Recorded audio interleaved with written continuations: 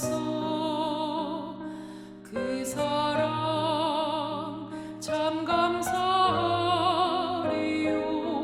하늘의 천군 천사라도 나의 마음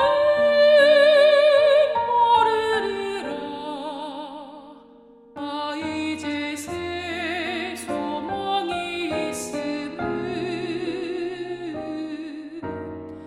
주님의 은혜라.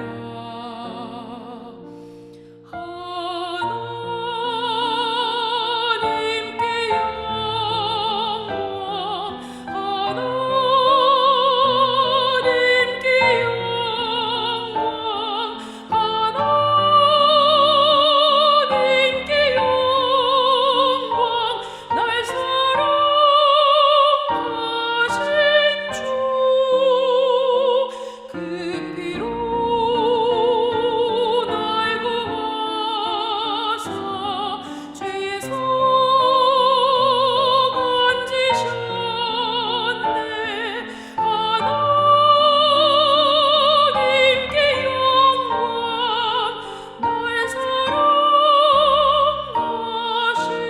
주 바치리라. 모두 나의 일생을 당신께 세상 영광 명예도 갈보리로 돌려보내리. 그 피로 날 구하사 죄에서 건지셨네. 하나님께 영광, 날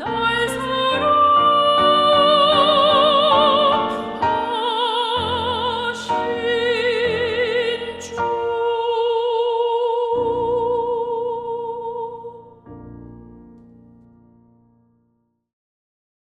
함께 보실 하나님 말씀은 예레미야 29장 11절 말씀입니다.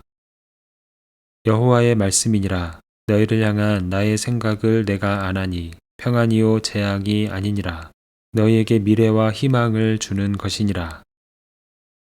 앞날을 알 수 없을 때면 우리 마음은 불안해집니다. 지금 겪는 일이 어디로 이어질지 모르고 오늘의 선택이 어떤 결과를 가져올지 알 수 없기 때문입니다. 그래서 사람들은 가능한 많은 것을 예측하려고 합니다. 계획을 세우고 정보를 모으며 여러 가능성을 계산합니다. 그러나 아무리 준비를 해도 인생은 우리가 예상한 대로만 흘러가지 않습니다. 분명히 좋은 방향으로 가고 있다고 생각했는데 뜻밖의 어려움을 만나기도 하고 이제 끝난 것 같다고 여긴 자리에서 새로운 길이 열리기도 합니다. 오늘 말씀은 이러한 불확실한 시간 속에 있는 하나님의 백성에게 주어진 이야기입니다. 본문의 유다 백성들은 바벨론의 포로로 끌려가 있는 상황입니다. 그들은 예루살렘을 떠나 낯선 땅에 거주하고 있습니다. 성전이 있는 땅을 떠났고 익숙한 삶의 자리도 잃었습니다. 하나님의 백성이라는 정체성은 여전히 가지고 있었지만 현실은 포로의 삶이었습니다. 그들은 이런 상황 속에서 질문을 품고 있었을 것입니다. 하나님이 우리를 버리신 것은 아닐까? 우리의 미래는 이제 끝난 것은 아닐까? 라는 생각입니다. 그런 백성들에게 하나님은 예레미야를 통해 말씀하십니다.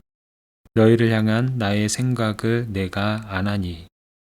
하나님이 그들을 향해 분명한 계획을 가지고 있다는 말씀입니다. 그리고 그 하나님의 생각이 무엇인지를 말씀하십니다.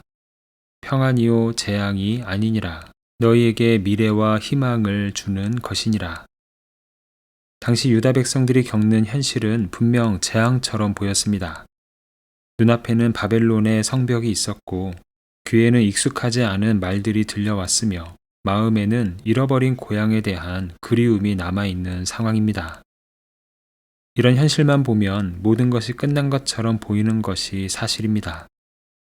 그러나 하나님은 전혀 다르게 말씀하셨습니다. 그 시간은 재앙으로 끝나는 시간이 아니라고 말씀합니다. 비록 그 시간이 그들의 불순종으로 인해 허락된 시간이긴 했지만 버림의 시간은 아니었고 소망이 사라진 시간도 아니라는 말씀입니다. 하나님의 백성들의 역사를 이끌어 가시는 하나님의 방향은 변함이 없었습니다. 하나님은 그들의 실패를 마지막 결론으로 삼지 않으셨습니다. 무너진 자리에서도 평안과 회복, 미래와 희망을 향해 그들을 이끌어 가시는 분임을 본문을 통해 보여주십니다. 우리는 이 말씀을 통해 하나님께서 우리 인생을 어느 방향으로 이끌어 가시는지를 알게 됩니다.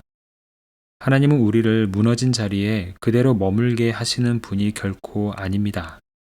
그 시간이 우리의 연약함을 바로잡으시기 위해 허락된 연단의 시간이든 혹은 인생길에서 자연스럽게 마주할 수밖에 없는 환난의 시간이든 하나님이 우리를 이끌어 가시는 큰 방향은 변하지 않습니다.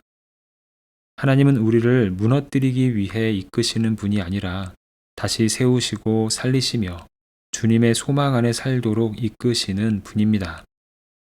따라서 성도는 현재의 형편만 보고 자신의 인생을 단정해서는 안 됩니다.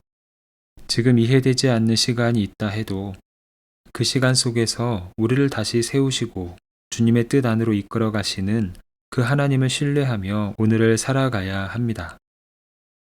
강물이 흐르는 모습을 보면 모든 구간이 똑같지 않습니다.